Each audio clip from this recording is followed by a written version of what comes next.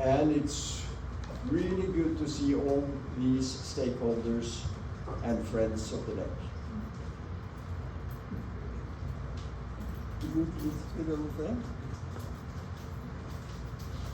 So our vision is pretty simple. It really boils down to making sure that we have all stakeholders in mind.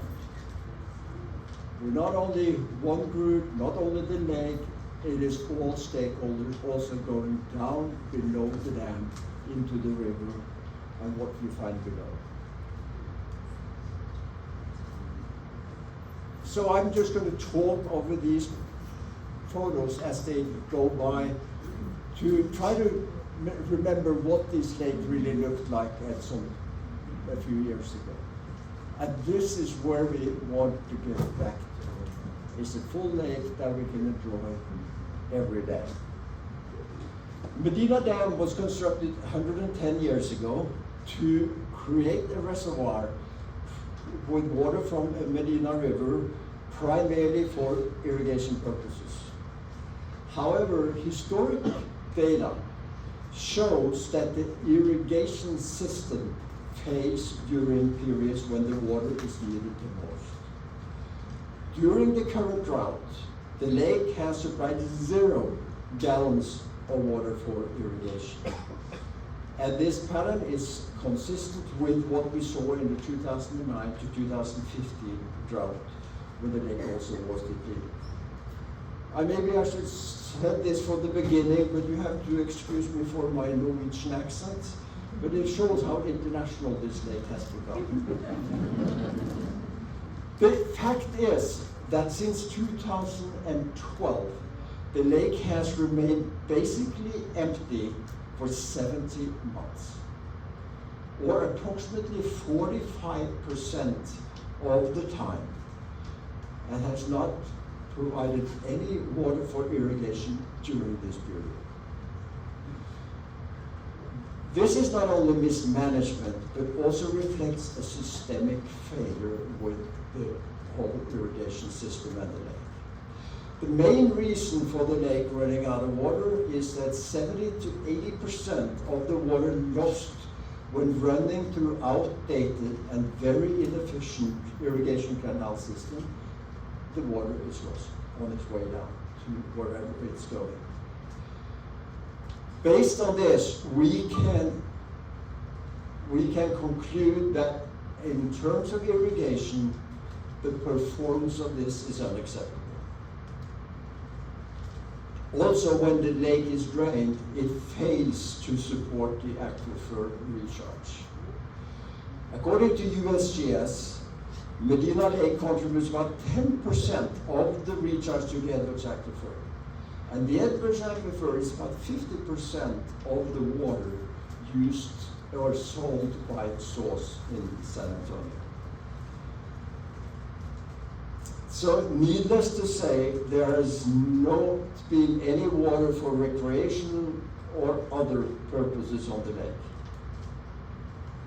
But we believe, our research shows that with proper management, Medina Lake could serve as a sustainable water resource, and Medina River could still be flowing, while at the same time, we should be able to provide plenty of water through the aquifer for the irrigation.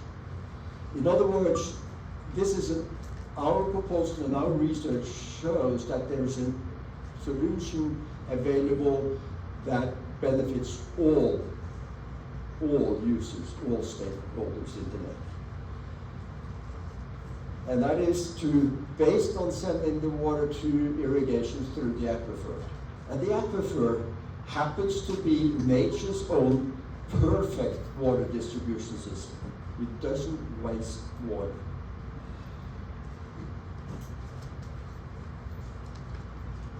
As far as we know, the irrigation system as it is operated today, it appears to only serve a few hundred landowners within BMA's district.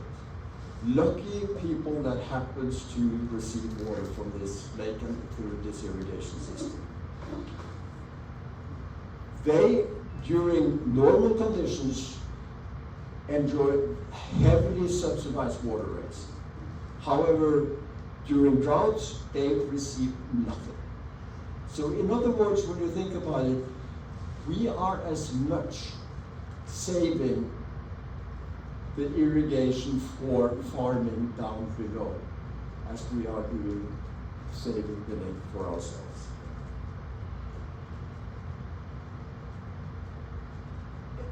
It is important to remember that all the infrastructure that is the dam and the downriver and the irrigation canals, all of that, which is today estimated to have a replacement cost of about 200 or just short of 200 million, all of that was transferred to the BMA for free. Or actually they pay $10. Furthermore, BMLA sells to property owners through the canal system water that also is given to them for free. There is no charge, there is no money changing hands for all that water before it hits the end user. And finally, SOS is also stuck with a contract to pay BMA $3 million a year for water they neither use nor want. And by the way, if SOS were going to take some of the water they think, or that BMA thinks they have bought, BMA would still not have to pay anything to the state of Texas. This is an amazing business model. I wish I had that when I started the company I have. Because when you think about it, it is, and by the way, they didn't teach this economic theory at the University of Oslo. But when you think about it, this is amazing. First, you have to find someone that will give you all the infrastructure you need for your business for free. Then you need to find someone that's willing to give you all the raw materials you need to run your business for free. And then finally, you need to find someone that's willing to give you 75% of your operating cost without any compensation. That's an amazing business model. And this is BMA's business model. And it is on behalf of taxpayers and water buyers in Soul's district. So, no wonder BMA can sell water used for irrigation at less than half the price of what typical irrigation users has to pay. And this is actually not enough. BMA also shows a healthy profit and can put $1 million in the bank every year, all paid courtesy of water users in San Antonio.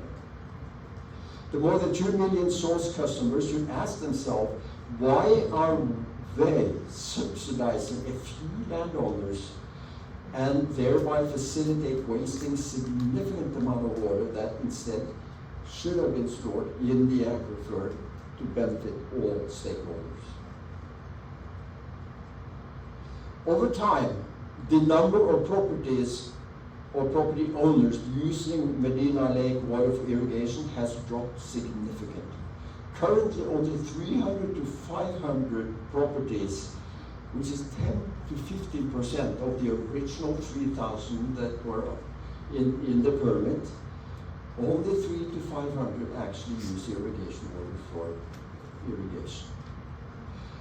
And they irrigate 9 to 14,000 acres instead of the 33,000 acres that's in the permit. So you have demand for water in the irrigation district going dramatically down every year. There's also some major changes in this area that is worthwhile to keep in mind when we look at what is going on. In 1910, when the permit was issued that was the reason or background for building the irrigation system and the dam, it was less than 100,000 people living in San Antonio. Today, source alone sell water to more than 2 million people. So it's amazing that while you have this huge change in demographics and population, there is no one politically that thinks maybe it's time to look at how we use all this valuable water in Medina Lake. Working with USGS, and Reichle will come back to this, we have conducted a very thorough study that actually shows what this would look like if we did not waste the water, if we kept the water in the lake, if we kept the gates closed instead of sending it down to a very wasteful canal system. Again, 70 to 80% of the water is lost on its way down. And that this will work to close the gates and send the water through the aquifer, this is not a theory. This is supported by several examples of what alternative management can do at other lakes. When you look at other lakes that we can compare with, they do not have an empty lake every time there's a drought. And despite the big differences between Canyon Lake and Medina Lake, Canyon Lake is a good example of what an alternative management of the water means for all its stakeholders. And maybe the word alternative management has some value because we're comparing BMA with the Corps of Engineers. And there's a difference there somewhere.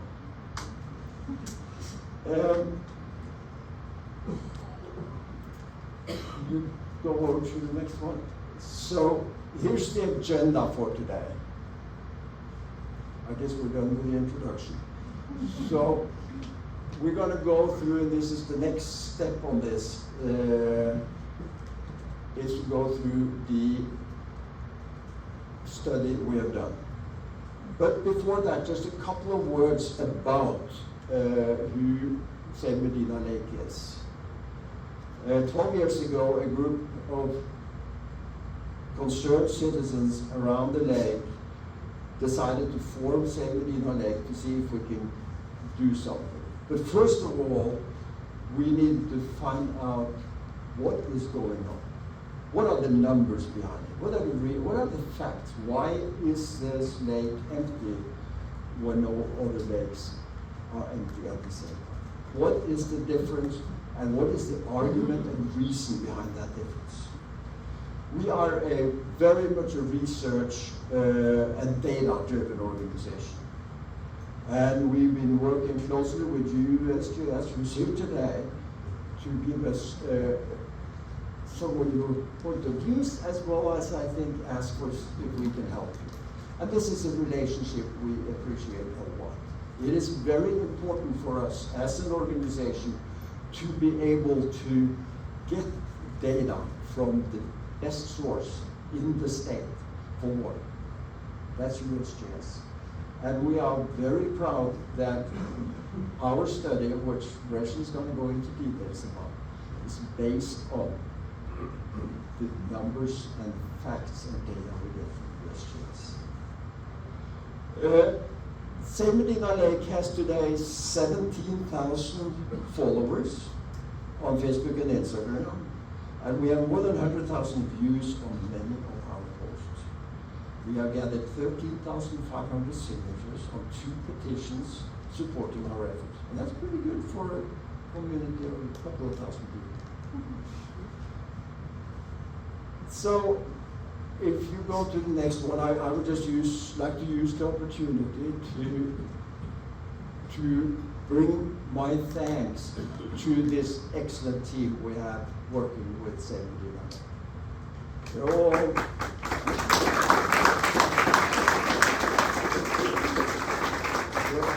all residents around the lake. They all contribute to what we're doing, and we have a great team. So, again, thanks a lot. So then it is time for me to pass this on to Reichle. Reichle has been in charge of all our research and done a tremendous job. Thank you. We wanted to pack this house. Look what we have done today. We have packed this house. First of all, I want to do a sound check. Can everyone hear me okay? In the back? Excellent. And we've been very excited about today. This is a wonderful day. We are excited to share our latest study that we recently completed.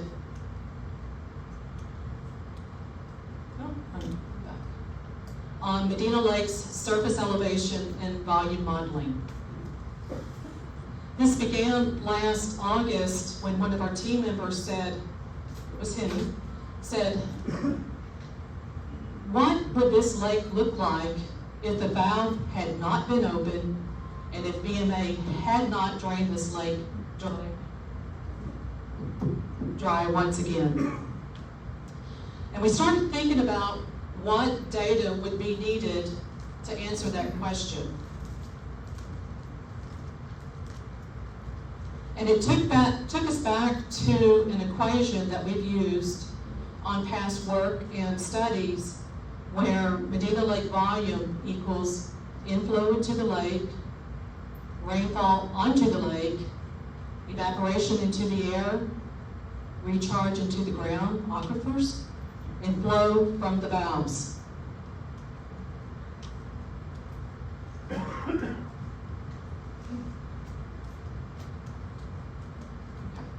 We're very familiar with USGS's inflow data at English Crossing. We're also very familiar with their latest study that they just completed last year on Medina Lake's contribution of recharge to the aquifers. We all know from the past that there's no data on flow from the valves because BMA refuses to measure this. But as we worked with USGS to answer this question,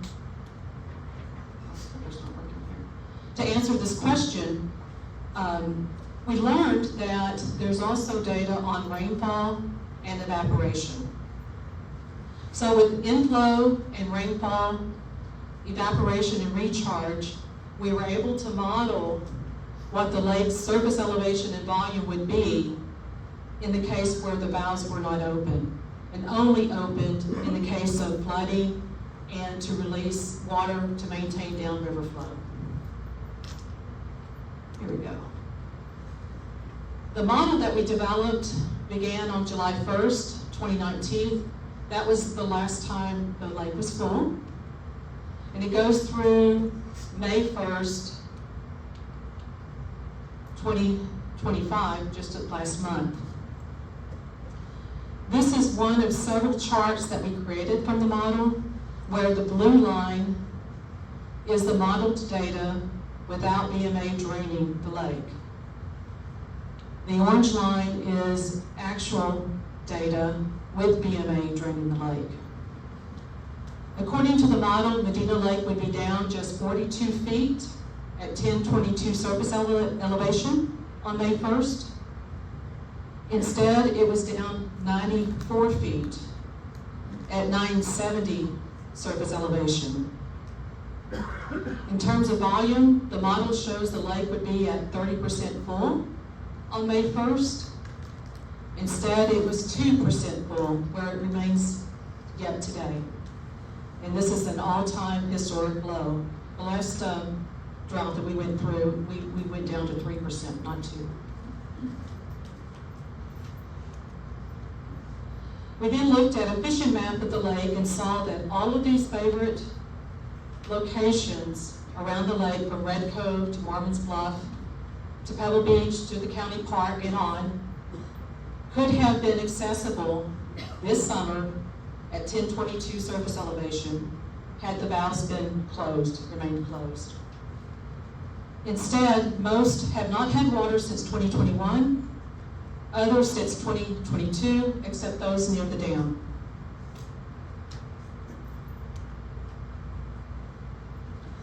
If the valves had been closed, not only would we see and have a lake providing all of the visible benefits of a lake, we would also have a lake providing more recharge to the aquifer, which is not visible. According to the model, the lake would have provided 91,000 more acre-feet of recharge since 2019 if the valves had been closed. In terms of dollars today, the right to own and perpetually pump 1 acre-foot is at a one-time cost of $10,000 to $12,000 per acre-foot. So this 91,000 of additional recharge would be worth a staggering $1 billion in today's dollars if the water was perpetually owned. Now, in today's dollars, if there was a right to lease 1 acre-foot for 1 year, the cost of that is $150 per acre-foot. So that additional 91,000 acre-foot would be worth $13.6 million if leased.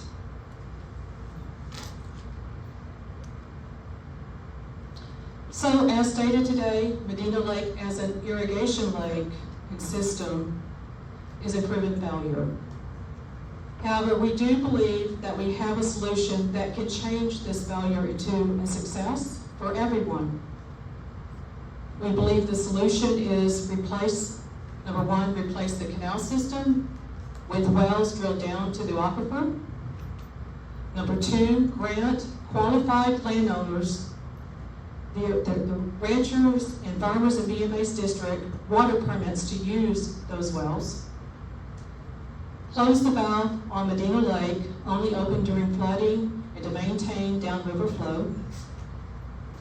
Number four, enable all stakeholders, us at the lake as well, to have a say in how Medina Lake and its operation is ran.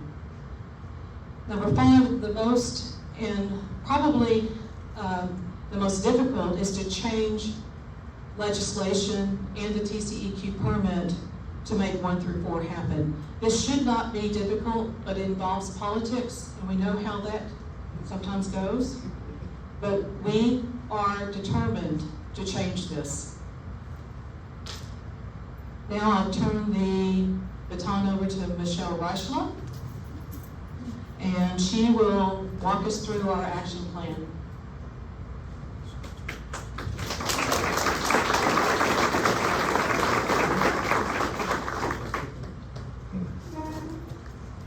Part of the money that we will raise today will be used to fund an economic study. So everything you see around the room, the auction items, the t-shirts, we've got a match funding, $25,000 a local resident has donated, and we're trying to raise against that. We have to match fund. So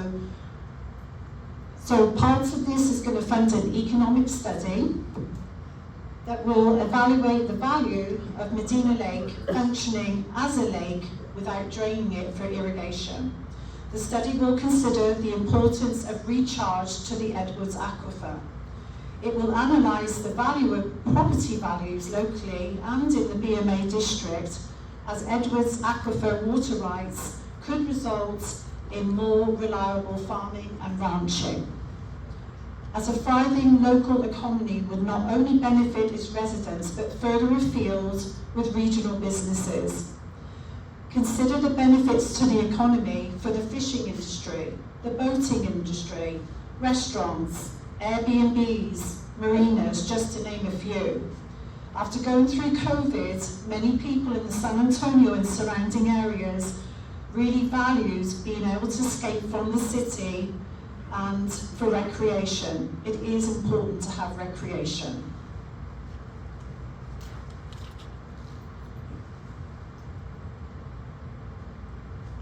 We will need to lobby state legislators to take action. We will be discussing our lake modelling study just presented to you and the economic study just described. Our aim will be to initiate a feasibility study to replace BMA's antiquated and wasteful canal system. we will request that the study be part of the Texas Water Plan. To do this, we need to target our legislators in Bexar, Medina, Atascosa, and Bandera counties. We will also need to target the water companies, SORS, SARA, the EAA, BCRAGD, BMA, and MCGD. Today, we are asking for a call to action from all of you. We are giving out a letter, and we are asking if you will send this letter to your senator and House representatives for your area. These are their names, please, and their addresses are on the wall over here. Please take a photo or scan the QR code on the board here before you leave. The information will also be available on our website and Facebook page. We ask that you mail the letters before July the 12th. Today, we have a lovely representative from USGS. Please welcome Corinne Katara.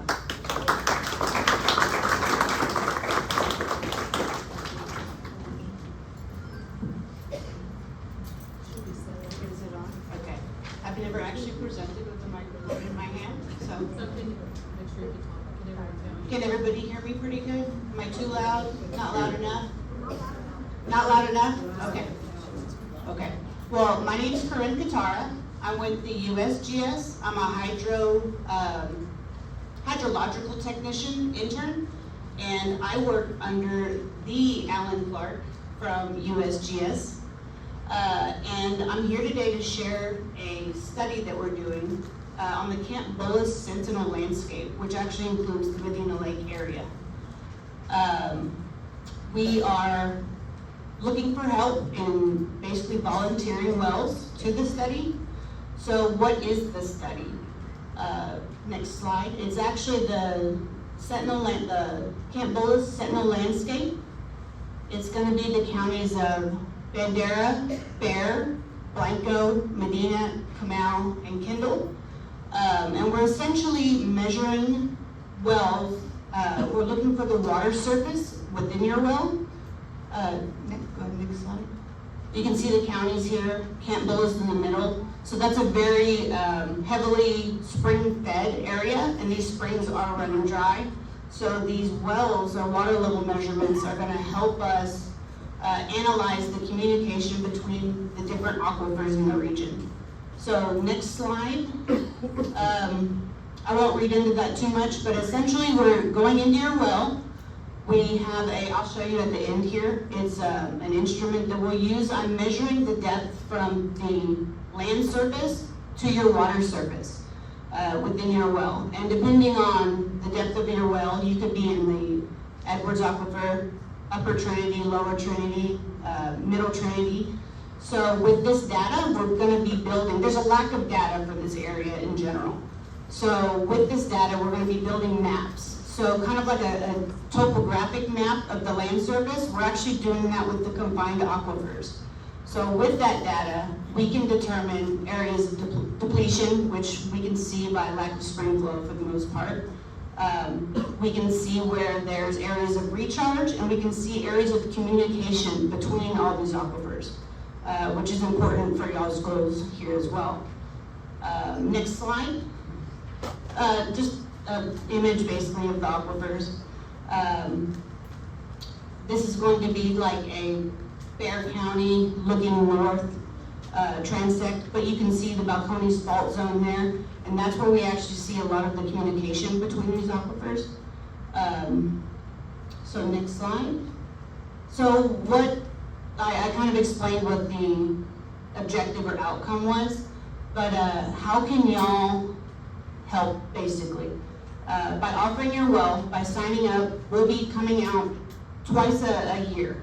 So time during highest peak demand, which would be right around the corner here in August. We go out county by county, so all 6 counties in 1 week. We'll go to all the wells we have and get a water level measurement for our synoptic. And then we'll come during the times of least demand, January. We'd be coordinating with you 2 weeks maybe before we come out to one, make sure that we can access your well. In the summer, not such a big issue. In the winter, we want to make sure that we don't have trouble getting to the well if it's insulated or protected with a large shelter of some sort. Usually, we would have a little more time to come out to the well beforehand, see how easy it is to access the well. Is there a bent hole plug on top? Do we need to drill a hole to be able to get our instrument in there? Can I even get my line down to the water surface to get a water measurement? There's times that there's a blockage of some sort and we just can't obtain a water level. But being as August is right around the corner, this would be, if you volunteered your well, we would come out. That would be the preliminary visit and basically the data, the official reporting. All this data at some point will be public, as all USGS data is. So, I mean, all we really need from y'all is the well, access to it, a way to communicate. If y'all do have records for the well, drillers' reports, some basically electric logs, any kind of information that may have come with the well, or if you saved when you drilled the well or had it drilled, would be helpful for us for determining well depth. And then, let me show y'all that instrument real quick.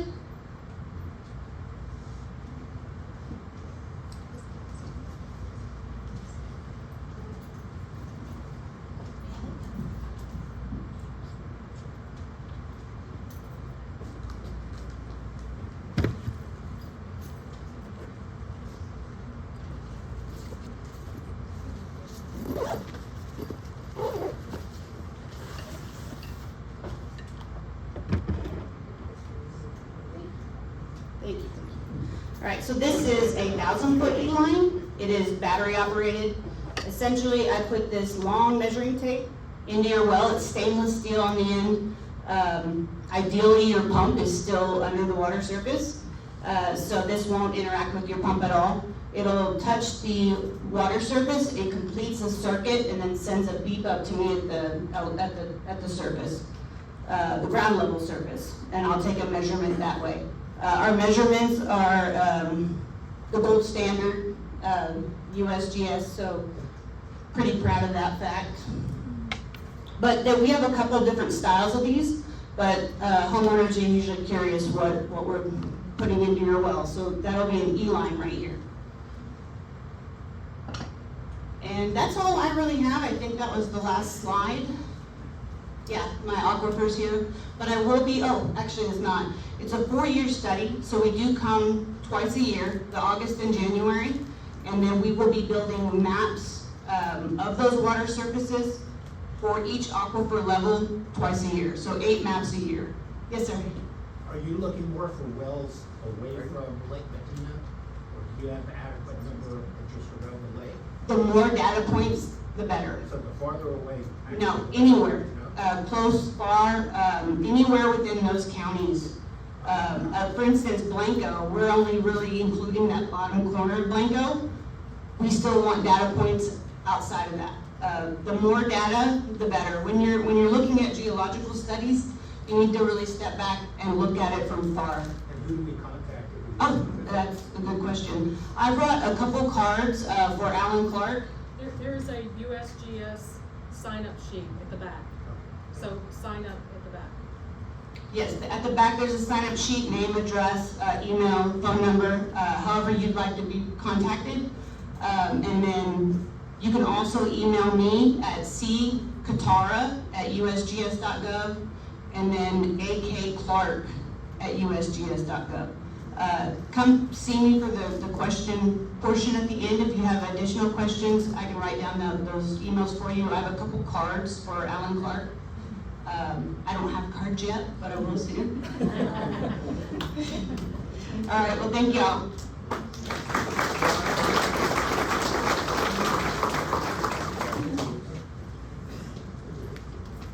Thank you very much.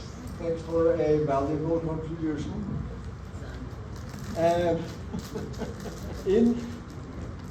As we said earlier, we have kind of expanded to where we go. Is it can you hear me now? Okay. We have expanded to go beyond Medina Lake. We know for a fact that this water and this lake is supposed to feed into a river and whatever you have down below. And that is a part of the same solution, is to take care not only of the lake, but all stakeholders. And here's one major stakeholders. They are the lake just south of us. So Ed Cross is a shareholder in Medina Ranch, which is the organization owning the land around Diversion Lake. And we think this is a very great step forward for us, because we need to get all forces together and work towards the common goal. So we're not only want to go to Diversion Lake, we want to go beyond that. Go down the river and get support and help. And the ultimate goal, as I mentioned earlier, and maybe you touch on that, is also to go into the irrigation users and get them to understand that our solution can get them water even during droughts, when today they will have it. So here's Ed Cross. Thank you very much.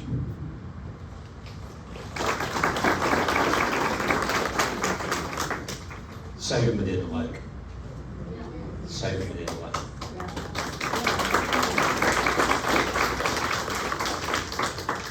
It is such a treat to deal with committed, professional, thoughtful people like Reichle and Henning. It's just been fun to talk to y'all, and the kind of work y'all are doing. This is great, y'all. I mean, give them another round of applause. Bob is amazing.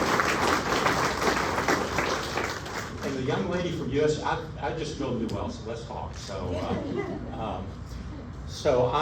My name is Ed Cross. I'm a resident of San Antonio. I've had a place at Diversion Lake for 8 years now. Actually, I bought my place as a result of the last bad drought. And I went out for the first time right after the lake filled up, so I had never seen it dry. And here until about a month ago, I could walk all the way down the middle of our lake to Diversion Dam. In fact, a month ago, I walked down the middle of Diversion and climbed Diversion Dam. It was that dry. We are completely aligned to support your organization. I'm a member of the board, and we talk about this every time we meet. We are here to help you, and we'll support you. Let me talk about the program that has been laid out today. It is a thoughtful program, and it's a program that will succeed. We've been working on this separately for a period of time, and we in fact have talked to the majority of the people that were on that list. We have talked to SAWS, we have talked to the EAA, we have talked to the Texas Water Development Board. And so the concept of replacing surface water with groundwater from wells located down near the farmers is a valid concept, and it's something that can be achieved. In fact, we know for a fact the money is there to get this done. It is political willpower and getting everybody in the room to do it. I didn't tell Henning and Reichle this, but I know that someone is here from the BMA organization. I'm not going to name this name. I have never met you, but I'll speak for myself, and I think I'll speak for y'all. We're prepared to sit down and meet with the BMA leadership next week and start a conversation to get this done.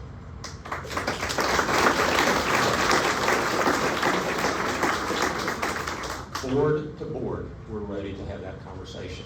We want to work with you. Your farmers aren't getting water. We don't have water in our lakes. Let's figure something out. So I know the BMA people are here. Consider that an invitation to work with us. I'm not sure what else am I supposed to. I'll take questions. I don't think somebody from Diversion has been here before, and we're the crazy people down there at below the dam. So I'm happy to answer any questions in the moment I have here. You're the red gate. I'm the red gate, which now has been hit 6 times since I've been there. We had a guy didn't make the corner the other day, and he not only took out the gate, he took out 30 feet of fence. and it was a stolen car, and he walked away. I mean, come on. You get any water since the recent rain? Hold on, I have a question down front. Yes, we got water. We actually filled up about 50%. Our lake, I'm at the far end, I'm at the red gate, and water backed up to where I am, which means it's 50% full. I was here last weekend, it's gone down 4 feet. Y'all were talking about the recharge feature. The biggest recharge feature in the Edwards Aquifer is the Haiti Fault that's on Diversion Lake. And since in a week, we've drained 4 feet. So the water that comes into our lake just goes straight into the ground. There's a question back here.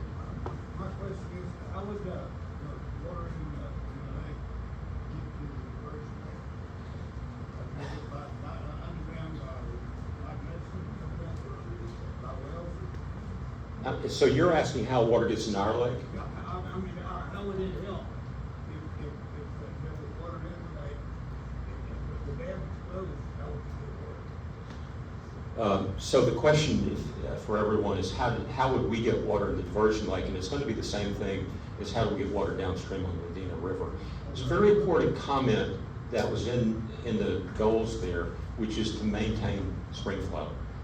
Paul from Paradise is here. You know, there's little springs all the way down the Medina River until you're in the flats.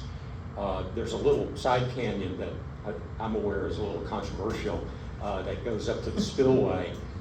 We have what we call the blue hole up there. It's a natural swimming hole that has a spring in it. So when the Medina Lake is full, there's all these springs that are on the hills around us that feed Diversion Lake, and then it goes downstream and feeds Paradise Canyon. I would argue that there has to be minimum spring flow that's maintained, not spring flow, stream flow that needs to be maintained all the way through to keep some water in the Medina River. The folks down in Castroville, they're dry too. Good question. Anybody else? Thank you. Okay, that was a perfect lead into now is the time for questions. We have some time for questions. We welcome questions. If you prefer, we will be here after the presentation and we'll take questions one-on-one at that time. So any other questions? Okay, yes, Paul. What would happen with the canal and all of the infrastructure that you're proposing to do that? So the question is, what would happen to the canal and all of the other infrastructure that BMA owns and operates now? And that's a very good question. There's some ideas about, the diversion dam. You have your Medina Lake Dam, Diversion Dam, which you're right below. There's a 30-mile big canal that goes to the capillary canal systems. From Diversion Dam, 30-mile down canal system and all of the capillary, that's 312 miles of canals. The idea for that 30-mile, and actually, Ed has an idea. I mean, it was these guys' idea that could be put to good use. There's lots of examples of linear infrastructure, railroad lines in particular, that have been converted into linear parks, the trailways. He's no longer the mayor, but I had this very conversation with Darren Schroeder, the mayor of Castroville. I've had it with Chris Schuhart, who's the ex-county judge in Medina County, of converting at least from the Medina Dam cutoff all the way down until the capillary system would be an incredible linear park, hiking and biking trail. There's actually a surface on the side of it for maintenance, and I mean, what an amazing little track that would be to go that far. A great amenity for the community. So that's just one idea. So that's a great question. We'd hope that could be much of it reused. Okay, question over here. Earlier, didn't you say that MLBA profits $1 million to you? Is that what MLBA. That's right, BMA. No, they do. We have studied their financial statements for decades. Over the last 15 years, they put in $1 million, at least $1 million in the bank. The last that we saw it is represented as cash. It's on the financial statement. It was right at 13 million. And have y'all ever met with them, actually sit down and have a? Many times, yes. And Well- did they ever disclose where that? It's a public record, and so it's in the bank. It's reported on their financial statement. If nothing ever goes out, it just sits there? I don't know if what, it just shows that they're accumulating 1 to 1.5 billion every year. So, yeah, so that's an important point, is that they do have cash. Cash. Question over here. Yes, ma'am. One of the questions that I have, and I think that many of us wonder, the city of San Antonio right now is considered the 7th largest city in the nation. And True. in a couple of years, it's gonna become number 3. Where is that water coming from to sustain all these new houses coming in? That's a great question. I think we would ask that of SAWS. I don't know their plan, but it is right to assume that they're going to need a lot of water, and they're going to need a healthy aquifer. And in order to have a healthy aquifer, the lake sitting on the aquifer that contributes 10% to that aquifer needs to be healthy. So I would think that's important. The other question that I have, from the year that the lake was full, which was what, 2015? The lake was last full 2019. 2019. What is the drop of real estate and the properties around the lake?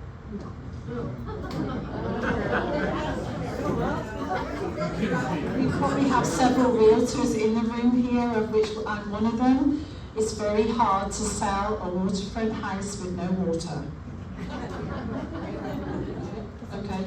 Any other questions? Let me get one in the back.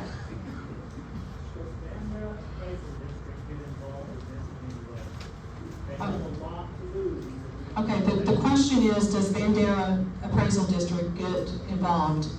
And here, why don't you, take this. Not really. They will analyze sales over the last 3 years. You probably see them on your properties every 3 years. But as far as interacting with a group, they are just doing market values. We do market values as realtors, but they are looking at things and how they sell. So I would say that that question has come up, and that's one of the drivers for us to do this economic study, is just to see what the value of the lake and the property around the lake and the commercial activity around the lake, what that value is today when the lake is empty and what it could be. And that, when you start seeing those differences, then hopefully they will care, because there will be a difference. We just don't know what it quite is yet. Okay, one more, ready? And then I'll get, yes, what's your How question? involved is Medina County officials? We're again not as involved as, we have had some involvement, but we would like more involvement, to be quite honest. And we think that this value study will help us with that. Okay, Bob, you had a question. To what extent are you working or talking with SAWS about how to store water in the aquifer? And the question is, have we talked to SAWS about how to better store water in the aquifer? And that is one of our next visits, to be honest, is to share this. Okay, here we go. You have an update that we don't have. I'm going to answer a question that answers your question. SAWS was 100% dependent on Edwards Aquifer 20 years ago. And since then, they now have 7 sources of water. Most notably the Vista Ridge Pipeline, which brings water from Milam and Limestone counties to San Antonio, 114-mile pipeline. I was actually part of the group that built Vista Ridge. Number 2, they desal brackish groundwater in South Bear County. They get water from the Guadalupe River. They get water from a well field in Gonzales County. And most notably, when the Edwards Aquifer is high, they have pumping rights to allow them to take extra water and store it. So they have a 200,000 acre foot storage facility. It's called an Aquifer Storage and Recovery Facility, an ASR. It's in South Bear County. If you know where the two big power plants are down there as you're heading toward Corpus. They have a well field down there. It's 5,000 acres.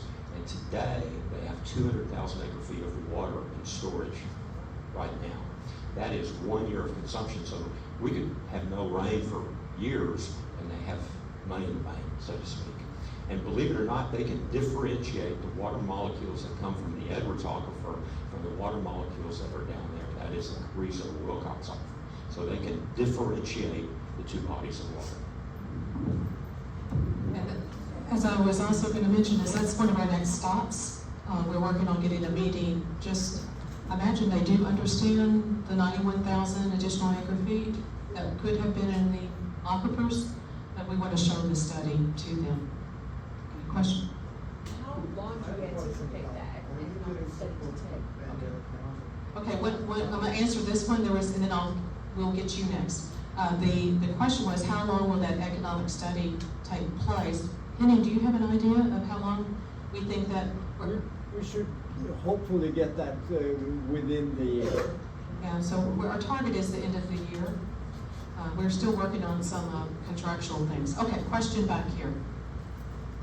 Yes, I'm wondering what type of support have you from Bandera County government? Any support? I think that question, was somewhat asked earlier. So the question was, what kind of support are we getting from the Bandera County at all? I think that answers the question. To be fair, one of our stops is to stop by BCRAGD, and I used to be a board member on that board. A lot of the board is very knowledgeable about the lake. So one of our next stops is to stop by Bandera County River Authority Groundwater District. And there may be some folks from BCRAGD here today. I don't see any, but that could be mistaken. So that is one of our next stops, is to talk to SAWS. That's one of the water governmental agencies we need to touch base with. BCRAGD is another. BMA is another. And we hear that there's some folks in the crowd that we want to talk. Maybe just add one word, because we have relatively good contact with the river authority. However, into the political environment in Bandera, we have tried to reach out. They honestly don't seem to be very interested in this lake and this community. And this is where all of you can help us, is to get that message to Bandera that here we are, we're important, we pay taxes, we do all the things you ask us to do. So that would be helpful if you all could participate in making sure that we get some political attention in Bandera.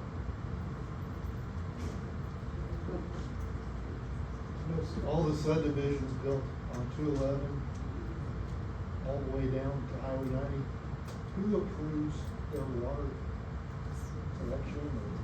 The San Antonio water system. Yeah, the water system. San Antonio sauce. That depends on which county or which city. It's in Medina County, right? And then that's Yancey in Medina County. We have time for about five more minutes. Okay, there was some studies done on the dam itself a few years ago. I believe they drilled some cores to check to see the condition of the dam. And also, 3 questions. How did that study go? The second question is, who does the maintenance on the dam? And how about the locks? Do any of you guys feel you could answer this question? What was the question again? The question was, there was a study done on the dam, the condition of the dam. And I believe they drilled some cores. So I wanted to know what kind of shape the dam was in. The second question was, who provides the maintenance for the dam itself? And the third question is, what is the condition of the locks? I can't, maybe you can. I should have just handed it to you to field all the questions. Living right underneath the dam, I bet you're. I've been up to both dams recently. The big dam was repaired in a big way. When was the Great Flood? 2000. 2002, and they reinforced the bottom. They were worried it was going to be over top, There's which, spillway after the big work there. yeah. And so that was, I'm going to call that major maintenance. And then right now, when I hiked down to Diversion Dam and climbed it, they're doing similar work at Diversion Dam right now. So who's doing is BMA staff, contractors do this sort of maintenance. To my knowledge, you use locks, we call them gates, that lets the water out. The gates at the big dam operate, they were letting water out recently. Our understanding is the gates at our dam don't work and that they're locked closed. And in fact, they had approached us about access from our side to get down there and repair those. Did that answer your question? And so BMA provides all the maintenance on the big dam? Yes, sir.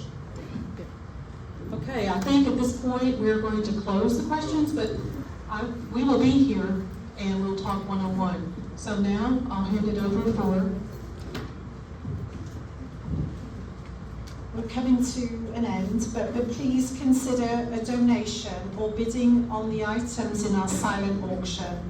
Our marketing committee have worked very hard to coordinate the donated items you see here today. Please take the next 20-30 minutes to revisit the auction. It's only through these donations that the Save Medina Lake Group is able to do the work that it does. This evening, everyone is welcome between 5 and 9 to visit Sunset Resort up in Maiko, formerly Joe's Marina. For today only, it's free to go and have a look.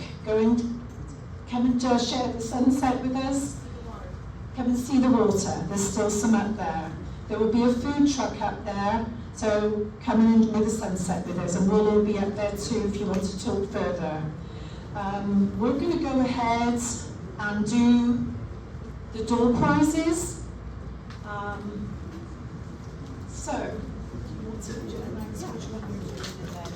So please get your tickets out, those little yellow tickets that we gave you. Can we turn the lights on? Can you read them? Can someone put at the back, put the lights on, please?